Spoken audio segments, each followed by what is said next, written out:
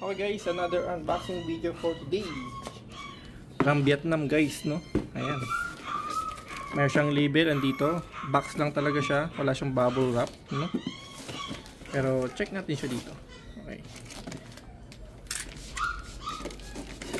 Ano pala to? Beer.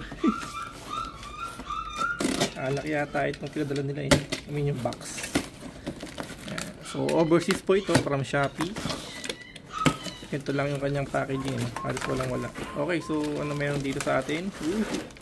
Aray ko. Ayun guys. Broken. Ay, nabasag.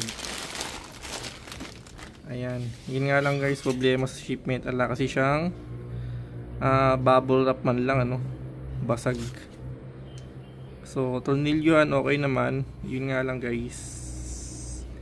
Mayroon siyang crack. Ayan, no. Ayan, ebidensya, no. Sayang, crack pa siya. Okay. So, okay naman tornilyohan niya. Nga lang guys, wala siyang bubble wrap kasi. Nagkaroon nga lang siya ng damage, crack. Kita agad din, no. Alright, chat natin sa seller guys.